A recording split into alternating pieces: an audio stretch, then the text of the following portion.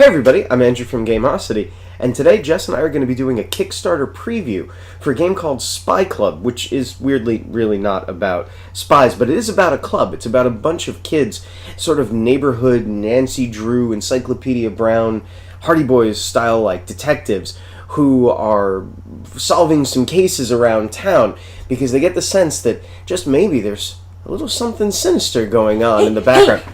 There's been a break-in at the game store, and someone's stolen all the cake! Not the game cake!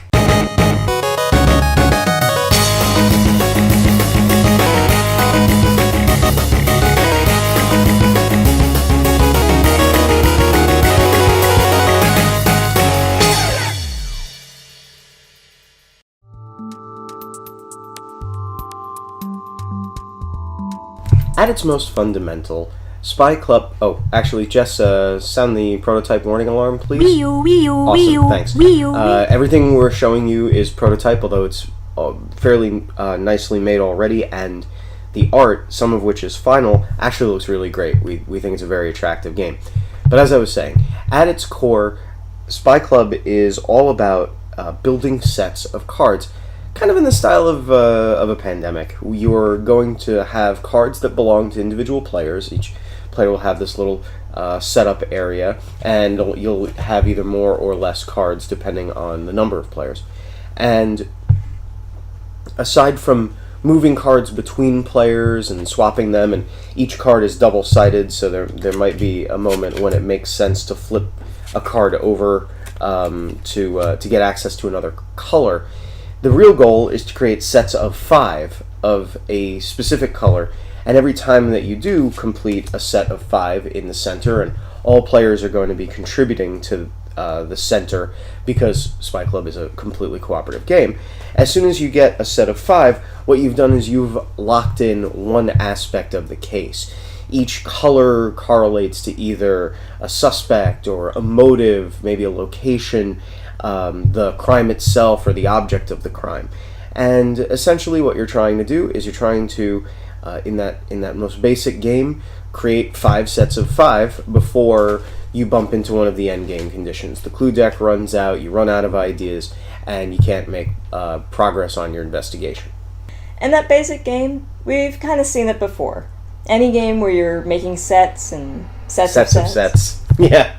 We use Pandemic as an example, but there are plenty of others. It's not a new mechanic, and it works fine, but kind of been there, done that. But what makes it interesting is the campaign deck. That's right. The best thing about Spy Club is stuff we can't talk about because we don't want to spoil it.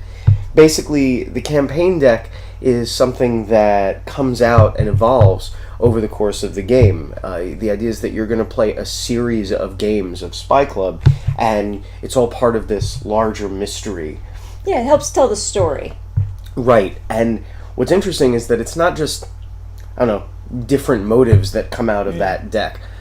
Legacy is a loaded term, and this is not a legacy game. That implies, you're tearing up cards and putting stickers on boards and stuff. This isn't that. Yeah, you're not destroying anything here. But the mosaic system, which is what they're calling it, is a way that the game sort of changes as you play and every time you play. And played in succession, you're going to be doing stuff that's more than just, now we're going to do 6 of a color or 4 of one color and a wild. There's stuff in there that's you probably don't expect. From mini golf. Yeah, we don't want to spoil stuff, yeah. But safe cracking, and there's some mini golf in there, and party planning. There's party planning too. So, and those aren't just thematic; those are mechanics. These are new things that sort of drop in on the game, and I think that it's just really, really cool. Yeah, I love how the game changes as you play. Yeah, and how you're building this story case by case, trying to figure out just what is going on here at Old Farmer, I don't know. The game store. The game store, right, sorry, I forgot. The game cake. Completely forgot about it. I was really surprised at how much tension is in the game. Yeah, for real. There's a couple of mechanics that we didn't address because we only gave the briefest overview. But essentially there's a mechanism that's called the escape track, and there's an escape marker that will move along, and if that marker ever hits escape, then the group loses, the suspect made it away. But then there's this jerk. The suspect. As they move along their escape track, they're going to be triggering little events that are going to happen that are going to make the game a lot harder as you go. Yeah, and what's interesting about it is that they're actually going to move around the table different number of spaces depending on a card flip that comes out, and they kind of move more erratically as the game goes on. And essentially, depending on what piece of evidence, what type of evidence they land in front of, they'll trigger an event, and they could burn cards that you need, or they could... Ideas. Yeah, they could get rid of your ideas, which is a currency that you use to take certain actions. They can get closer to escaping and forcing you to lose the game. And for this very accessible, kind of family-friendly veneer, we actually had a few moments of real dilemma, and did not win every game that we played by any stretch. We came within a hair of losing our first game. Oh yeah, for sure. And we were just playing the basics. And exactly, and that's the thing. This whole mosaic idea, I think it's an interesting way of putting it. I'm looking at the components. We've played it a bunch of times. There's stuff that came in our prototype. I have no idea what some of it does because we certainly haven't seen the whole campaign, and but I really want to. Yeah, and that's the really nice thing about this game. You just keep wanting to play it to see what happens next. If it was just a story that kind of kept going, but the mechanisms stayed nominally the same, that'd be okay. Yeah. And you'd kind of have to rely on the how good the story was, and whatever. I mean, the mechanisms are fun to begin with, but once things start sort of changing, and you get these fun little mini games and subsystems, the sky's kind of the limit. We can't speak to balance because this isn't a finished copy, and there's a lot of balance considerations to be made for a game that has so many subcomponents. But because it's a co-op, everybody's just working towards the same goals.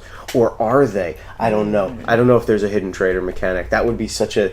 It would be such a... Yeah, it would be you. She's always the traitor. She's always the traitor. But I'm very good at it. But I'd be shocked because this is all about working together and playing together. And I actually really like how everybody's cards are face up on the table by the rules as written. It's my belief that there's no mechanical way of solving the alpha player problem. That's a table issue. That's not a game issue. And so, in the spirit of that, Spy Club says we'll just work together.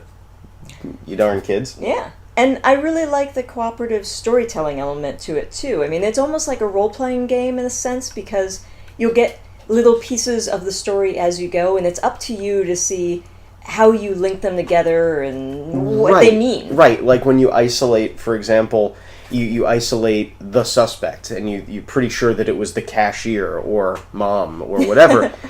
You're encouraged to kind of stop for a moment and discuss, how does that fit into the narrative? How does it make sense? Why would she have stolen the cake? Why would mom break into the game store and steal the cake? Why did they have cake? Oh, this goes so deep. And that's Spy Club. It's up on Kickstarter right now, and it's fully funded. I know it was kind of a weird preview because we didn't really talk much about the game, but that's because we didn't want to ruin it for you. It's a lot of fun, and we had a great time with it. It's fun for families or for gamers alike. So what are you waiting for? Go check it out! I'm Jess from Gameosity, and I'll see you next game. Hey there! Thanks for watching. If you want to see more videos like this, give us a like and hit that subscribe button, and we'll see you next game.